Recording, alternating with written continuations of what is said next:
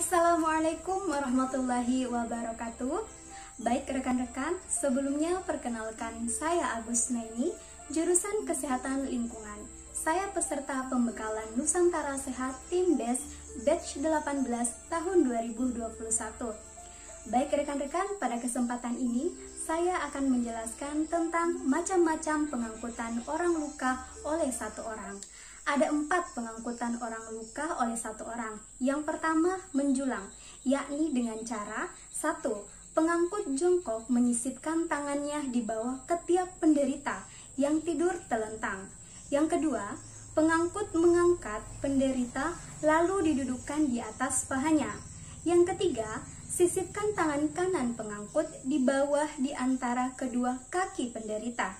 Tangan kiri menahan tangan penderita, kemudian tangan kanan pengangkut memegang tangan penderita.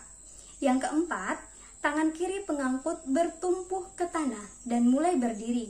Dan yang kelima, betulkan letak penderita dan usahakan tulang kemaluan penderita terletak di pundak penolong. Dan yang keenam, mulailah berjalan. Adapun keuntungannya, yang pertama, dapat digunakan untuk mengangkut korban sadar maupun tidak sadar. Yang kedua, prosedur pengangkutan sederhana, sehingga dapat digunakan secara cepat. Adapun kerugiannya, yang pertama, jarak tempuh terbatas sampai dengan 300 meter. Yang kedua, rawan cedera bagi pengangkut terutama pada medan yang tidak rata. Larangan, yang pertama, tidak boleh dilakukan pada korban dengan dugaan cedera tulang belakang, cedera dada dengan gangguan pernafasan, cedera perut dengan perdarahan hebat. Yang kedua, tidak boleh dilakukan pada korban dengan dugaan patah tulang paha. Nah, selanjutnya teman-teman, POL yang kedua yakni memapah, yakni dengan cara yang pertama, pengangkut berdiri di samping tungkai penderita yang sakit. Sedangkan tungkai penolong disandarkan pada belakang tungkai penderita. Yang kedua, satu tangan penolong memegang pergelangan tangan penderita. Yang ketiga, dirangkulkan melalui tengkuk dan dipegang. Yang keempat, tangan pengangkut yang lain merangkul pinggang penderita dari belakang. Kemudian, penderita disuruh berjalan, penolong mengikuti.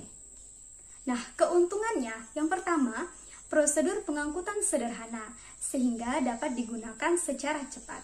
Yang kedua, jarak tempuh relatif jauh sesuai kemampuan korban. Kerugiannya, tidak dapat digunakan untuk pengangkutan korban tidak sadar atau terlalu lemah sehingga tidak mampu berdiri. Adapun larangannya, yang pertama, tidak boleh dilakukan pada korban dengan dugaan cedera tulang belakang. Yang kedua, tidak boleh dilakukan pada korban dengan dugaan patah tulang paha. Baik rekan-rekan, macam-macam POL yang selanjutnya yakni membopong. Dengan cara yang pertama, penderita didudukkan di atas paha penolong. Yang kedua, pengangkut mengapunya, yakni tangan penolong di bawah kedua paha penderita, sedang tangan yang lain merangkul di belakang punggung penderita. Yang ketiga, penderita merangkul penolong. Dan yang keempat, penolong berdiri perlahan-lahan. Keuntungannya, yang pertama, dapat digunakan untuk mengangkut korban sadar maupun tidak sadar. Yang kedua, prosedur pengangkutan sederhana, sehingga dapat digunakan secara cepat. Adapun kerugiannya, yang pertama, jarak tempuh terbatas sampai dengan 50 meter. Yang kedua, rawan cedera bagi pengangkut terutama pada medan yang tidak rata. Baik rekan-rekan, untuk macam-macam POL dengan satu orang yang terakhir, yakni dengan cara menggendong. Yang pertama, menggendong cara biasa, dilakukan terhadap penderita yang sadar dan kuat untuk memegang pengangkut.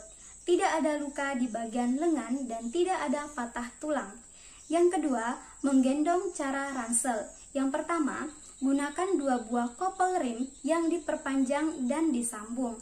Yang kedua, tempatkan sambungan kopel rim di bawah paha dan punggung penderita pada posisi terlentang. Yang ketiga, buka kedua kaki penderita secukupnya, lalu penolong terlentang di atas penderita di antara kedua kaki penderita sambil memasukkan sosok kopel ke kedua tangan penolong seperti menggendong ransel. Yang keempat, pegang kedua tangan penderita, dilanjutkan berguling ke siap tiarap sehingga posisi penderita berada di atas tubuh penolong. Yang kelima, penolong berusaha untuk berdiri. Adapun keuntungannya, yang pertama, dapat digunakan untuk mengangkut korban sadar maupun tidak sadar. Yang kedua, jarak tempuh relatif jauh sampai dengan 3000 meter. Kerugiannya, rawan cedera bagi pengangkut, terutama pada medan yang tidak rata.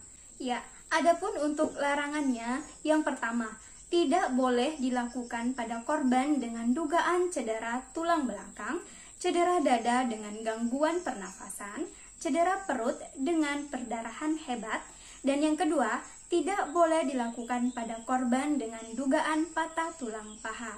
Baik rekan-rekan sekalian, terima kasih atas perhatiannya. Demikian materi tentang penjelasan POL oleh satu orang.